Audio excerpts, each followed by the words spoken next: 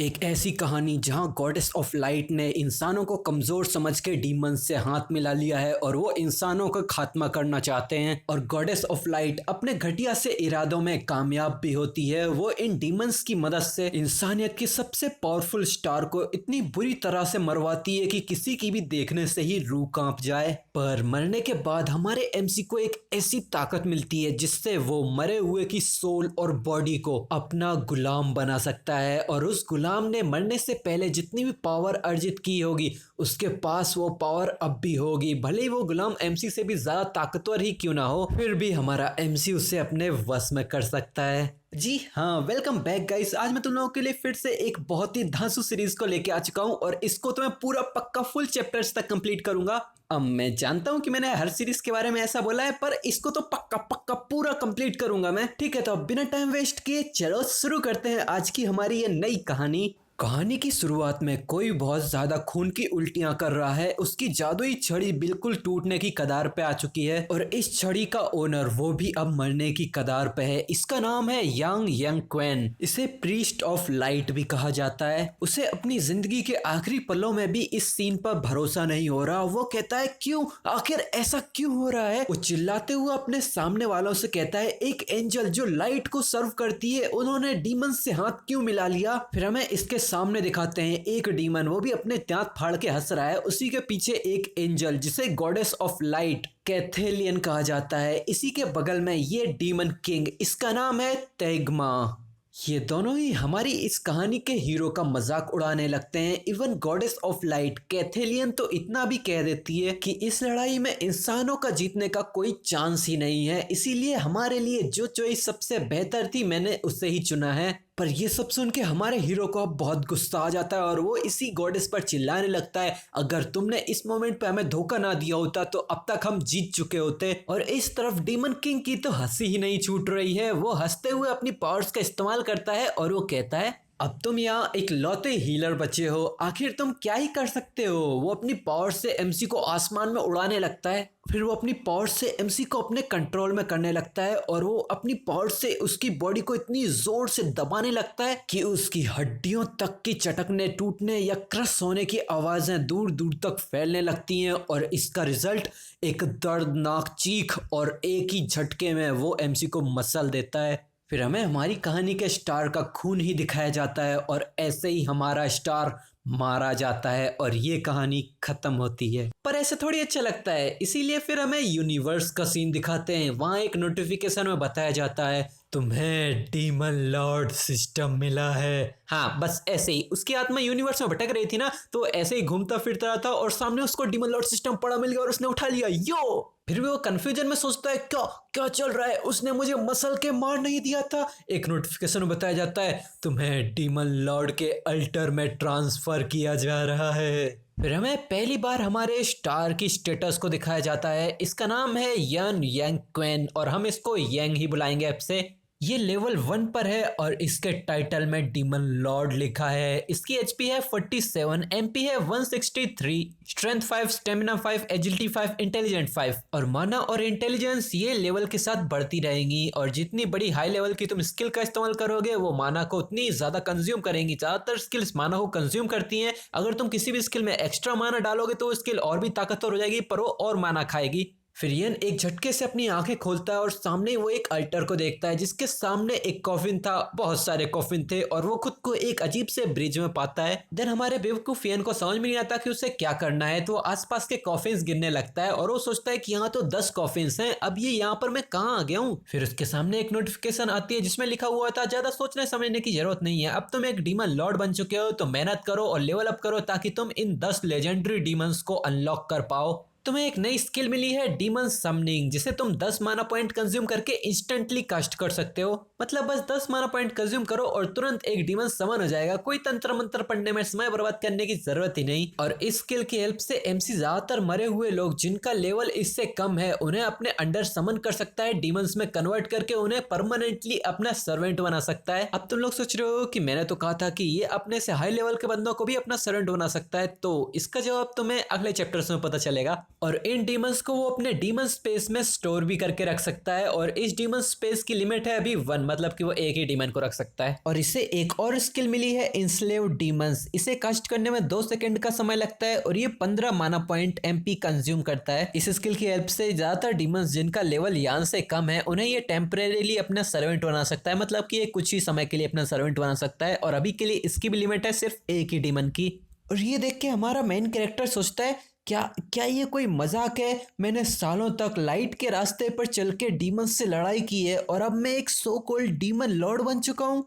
फिर ये सामने देख के सोचता है क्या ये खून के बदले खून और जान के बदले जान लेने वाली सिचुएशन है। और यहाँ उसके सामने एक कॉफिन में से बहुत ज्यादा डार्क एनर्जी निकल रही थी और अपना एमसी ये देख के सोचता है अगर मुझे ये पावर मिल जाए तो मैं उन एंजल्स से बदला ले सकता हूँ। एक ऐसी एंजल जिसने डीमंस से हाथ मिला लिया और मेरे जैसे डीमंस के हाथों ही मारी जाएगी, तो ये तो बहुत आयरॉनिक हो जाएगा। फिर वो पूरे जोश के साथ चिल्लाता है ठीक है, मैं इस डीमन लॉर्ड का रोल करने के लिए तैयार हूँ।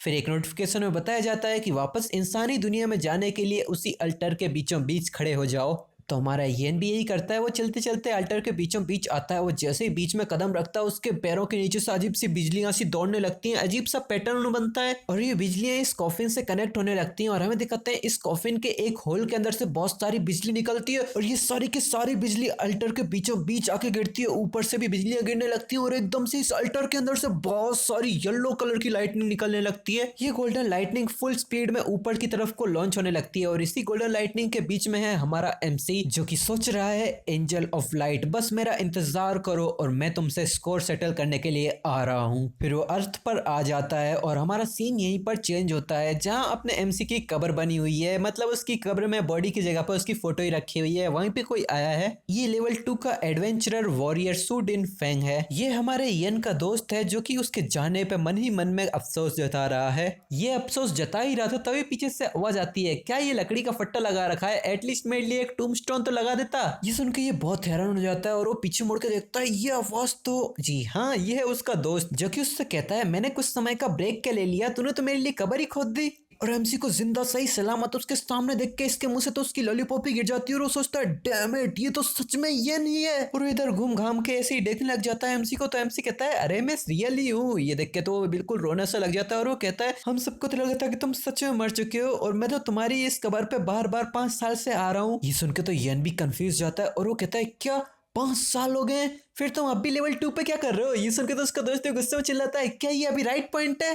फिर हमारा सीन चेंज होता है। एक जंगल जैसे इलाकों में एक पहाड़ पे हमें एक एंजल का स्टेचू दिखाया जाता है। इसी पहाड़ के नीचे एक रोड थी जहां हमारे हीरोज बाइक से गुजर रहे थे। तो एमसी पूछता है ये एंजल का स्टेचू वहां कब बन गया? तो उसका दोस्त बताता है फाइनल बैटल के बाद जब एंजल्स ने डीमंस को हरा दिया तो इंसानों ने उनकी पूजा के लिए ये वहां बनाया है। ये सुन के एमसी गुस्से में चिल्लाता है क्या एंजल्स ने डीमंस को हरा दिया, क्या नॉनसेंस बात कर रहे हो? तो उसका दोस्त भी कहता है हाँ तुमने अगर मुझे सच नहीं बताया होता तो मैंने भी उन एंजल्स की झूठ पे भरोसा कर लिया होता, पर इसके बारे में हम बाद में बात करते हैं। अभी तो तुम्हारे रिटर्न की सेलिब्रेशन करते हैं। मेन स्ट्रीट पे एक नया रेस्टोरेंट खुला है, चलो मैं तुम्हें ट्रीट करता हूँ। पर एमसी बिल्कुल सीरियस अंदाज में कहता है नहीं, पहले सबसे पहले तो मैं अपने कपड़े बदलूंगा और फिर सीधा ही डंजन की तरफ चलेंगे। तो उसका दोस्त कहता है ठीक है जहां तुम बोलो, पर पहले मुझे थोड़ा कैश की जरूरत पड़ेगी। तो एमसी इससे कंफ्यूज जाता है। तो उसका दोस्त बताता है वेल 5 साल में बहुत सी चीजें बदल गई हैं।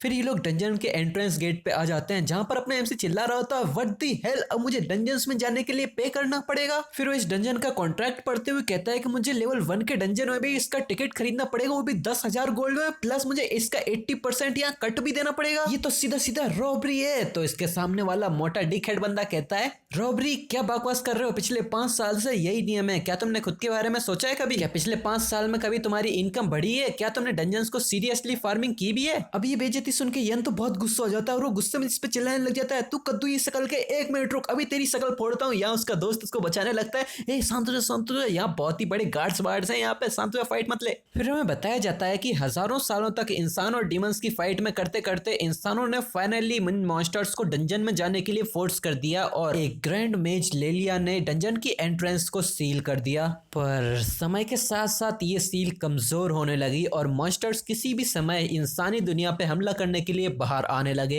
इसीलिए अनगिनत एडवेंचरस डंजन्स में एंटर करके मॉन्स्टर्स को मारने लगे। हमारा एमसी उसके दोस्त को बताता है कि उस फाइनल बैटल में हमारी पूरी एडवेंचरर की टीम खत्म हो गई और मैं अकेला सर्वाइवर था। पहले तो एडवेंचर जब चाहे तब डंजन्स में जा सकता था, पर अब तो यहाँ फीस लगती है और ऊपर से 80% का कट भी लगता है। ये तो डंजन बैंडेड से भी ज्यादा घटिया है। तो उसका दोस्त बताता है कि जब से एंजल ऑफ लाइट ने डीमंस के ऊपर अपनी विक्ट्री को डिक्लेयर किया है, तब से गिल्ड को ये डंजन्स बिल्कुल भी कोई खतरा तो लगते ही नहीं है। इसीलिए उन्होंने इन डंजन्स को मनी मेकिंग मशीन्स में बदल दिया। मैं खुद ही मुश्किल से कभी डंजन्स में से थोड़ा बहुत पैसा कमा पाता हूँ और कभी कभार तो मुझे लॉस ही हो जाता है, इसीलिए मैंने लेवलिंग करना बंद ही कर दिया। तो एमसी कहता है कि मेरी टिकट का खर्चा पे करने के लिए तुम्हारा बहुत बहुत शुक्रिया, मैं तुम्हें इसके लिए बाद में रिपे कर दूंगा। तो उसका दोस्त कहता है कोई भी पे करने की जरूरत नहीं है, पहले के टाइम पे तुम भी तो हमारे जैसे गरीब दोस्तों की मदद किया करते थे। फिर वो हंसते हुए पूछता है ठीक है, तो अब मुझे बताओ कि तुम इतना जल्दी जल्दी मुझे डंजन में क्यों लाना चाहते थे, आखिर तुम्हारा प्लान क्या है। तो अपना एमसी भी हंसते हुए बताता है मेरा लेवल फिर से रीसेट होकर 1 पे आ गया है, अब मेरी मदद करो इस डंजन के बॉस को मारने में, मैं उसको अपना डीमन स्लेव में बदल दूंगा। तभी उसकी गोल्डन आइस फड़कने लगती है और वो बगल में देखने लगता है कि वहां तो कोई तो आ रहा है। वो अपने दोस्त को बताता है कुछ तो खतरनाक इसी तरफ आ रहा है।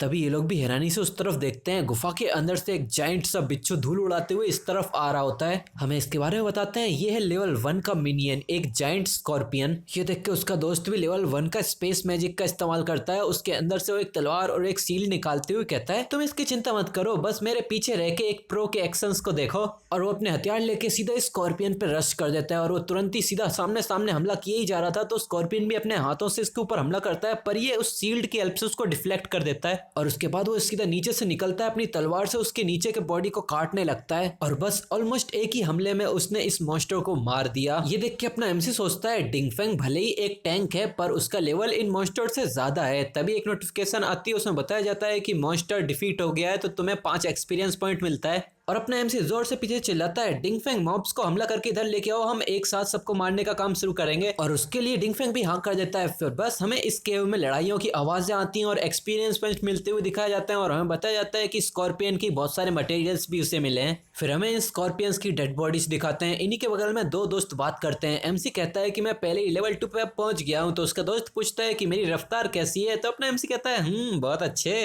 फिर हमें यान के स्टेटस को दिखाते हैं जहां पर वो अब लेवल 2 पे पहुंच गया है और अब वो 2 डीमन स्लेव्स रख सकता है, पर अभी तक उसने एक भी डीमन स्लेव नहीं बनाया है। और इसके साथ साथ उसे एक नई स्किल मिली है सोल टेम्पर, जिसे कास्ट करने में 2 सेकंड लगते हैं, 20 MP लगती है। इससे वो दुश्मन की आत्मा में ओवरवेलमिंग फियर डाल सकता है, जिससे वो दुश्मन इतना ज्यादा डर जाएगा कि वो अपनी बॉडी को हिला भी नहीं पाएगा। अब ये एबिलिटी लेके येन अपने हाथ चटकाते हुए आगे बढ़ने लगता है और वो अपने दोस्त से कहता है चलो अब मैं तुम्हें कुछ कूल दिखाता हूँ। ये सुन के उसका दोस्त बहुत एक्साइटेड हो जाता है और वो कहता है कि फाइनली अब हम डीमन को अपना स्लेव बनाने वाले हैं। ये पहली बार है कि किसी एडवेंचरर ने ऐसी स्किल को हासिल किया हो। देन येन अपनी पावर्स का इस्तेमाल करते हुए जोर से चिल्लाता है अब मेरे साथी बन जाओ डीमंस। उसके हाथों से बहुत सारी गोल्डन लाइटिंग निकलती है जो कि आसपास पड़े स्कॉर्पियंस के रेमिनेंट्स में जाके जुड़ने लगती है और वो सारे मिलके एक अंडे से बनाने लगते हैं। उसी समय वो अंडा भी एकदम से फूटता है, उसके अंदर से स्कॉर्पियन की हाथ जैसा कुछ निकलता है। ये देख के उसका दोस्त भी बहुत हैरान हो गया था और हमें दिखाते हैं कि इन अंडों से निकलते हैं 2 स्कॉर्पियन वॉरियर्स और ये दोनों ही लेवल 1 पर हैं। इन्हें देख के अपना एमसी सोचता है क्या ह्यूमनॉइड फॉर्म्स, लगता है इन डीमंस के टुकड़े जुड़ जुड़ के सेफ शिफ्टिंग करके ह्यूमनॉइड फॉर्म्स में बन गए। और ये देख के उसका दोस्त चिल्लाता है वो डैम, ये स्किल तो कुछ ज्यादा ही अमेजिंग है। फिर यान इन दोनों वॉरियर्स को ऑर्डर करता है कि उस बॉस मॉन्स्टर को छोड़ के यहाँ जितने भी मिनियंस हैं उन सबको खत्म कर दो। और बस ऑर्डर सुनते ही ये दोनों ही स्कॉर्पियन वॉरियर्स आगे बढ़ने लगते हैं और आने वाले जितने भी डीमंस हैं उन सबको मारने लगते हैं। और अपने एमसी और उसका दोस्त आगे बढ़ते बढ़ते एक्सपीरियंस पॉइंट कलेक्ट कर रहे होते हैं। और ये देख के अपना एमसी सोचता है लगता है मेरे समन किए हुए डीमंस सेम लेवल पे बाकी डीमंस से ज्यादा ताकतवर होते हैं। फिर उसका दोस्त पूछता है हे कैसा रहेगा कि तुम अपने डीमंस को ऐसे ही डंजन में छोड़ जाओ और वो तुम्हारे लिए ऐसे ही एक्सपीरियंस पॉइंट कलेक्ट करते रहेंगे और तुम घर जाके आराम से कुछ भी कर सकते हो। ऐसे तो तुम बिना किसी मेहनत के लेवल अप करते रहोगे।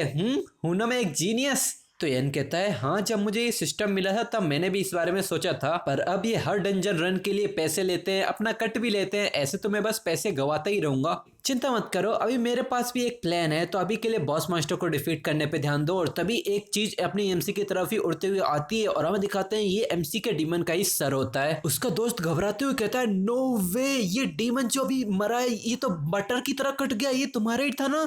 ये डीमन इसका सर भी कट चुका है, उसके बाद भी अपने एमसी से कहता है मुझे माफ करना मास्टर, जो हमने लास्ट मिनियन को मारा तो हमने बॉस को अलर्ट कर दिया, हम उसका कोई मैच नहीं थे। तो अपना एमसी भी उस मिनियन की तरफ देखते हुए कहता है ये ठीक है, मैंने वैसे भी नहीं सोचा था कि लेवल 1 का डीमन बॉस मॉन्स्टर को हरा सकता है। फिर हमें सामने दिखाते हैं जहाँ पर एक अरीना में वो बॉस मॉन्स्टर खड़ा होता है और उसके आगे एमसी के डीमंस की लाशें पड़ी होती हैं। फिर हमें इस मॉन्स्टर को और इसकी डिटेल्स को दिखाते हैं। इसका लेवल के आगे बस एक स्कल बना हुआ है, मतलब कि हमें इसके बारे में कोई पता नहीं है। ये एक बॉस मॉन्स्टर है, ये मोल किंग रैंक का जर्ग है। जर्ग आई थिंक डीमंस को ही कहते हैं। यहाँ सीधा ही अपना एमसी का दोस्त अपनी तलवार और शील्ड लेके कहता है ठीक है सेम स्ट्रेटेजी, बस मेरे पीछे रहना। पर अपना एमसी से आगे निकलते हुए कहता है नहीं, इस बार फ्रंट को मैं देखूंगा, मेरा डैमेज कमजोर है, तो तुम एक समय देखो, तब तुम्हें एक परफेक्ट मौका मिले तुम हमला कर देना। डिंगफेंग थोड़ा हिचकिचा रहा था तो एमसी कहता है चिंता मत करो मैं ठीक रहूंगा। और ये सीधा मॉन्स्टर के आगे जाके उसे मिडिल फिंगर दिखाते हुए उसे गाली देने लगता है, जिससे वो मॉन्स्टर बहुत गुस्सों में धारे मारने लगता है। तो अपना एमसी भी आगे बढ़ते हुए कहता है कि ध्यान रखना, मैं इसे कुछ समय के लिए इमोबाइल कर दूंगा, मतलब कि ये हिलडुल नहीं पाएगा, उसी समय तुम मौका देख के हमला कर देना। तो अपना दोस्त भी हाँ कर देता है, पर वो कहता है क्या एक मिनट तू इसको इमोबलाइज कैसे करेगा। पर अब समय नहीं है, उसका दोस्त पहले ही दूर जा चुका है और वो बॉस मॉन्स्टर अपने एमसी के ही पीछे पड़ चुका है। अपना एमसी पूरे चारों तरफ गोल गोल घूमने की कोशिश करता है और एकदम से वो बॉस मॉन्स्टर एमसी को खाने के लिए उस पर झपट्टा मारता है। तभी एमसी उसके ऊपर सोल ट्रायरर की स्किल का इस्तेमाल करता है, जिससे वो एक समय के लिए कुछ टाइम के लिए स्टन रह जाता है, वो कुछ भी हिलडुल नहीं पाता। तो अपना एमसी चिल्लाता है डिंग पिंग अभी हमला करो।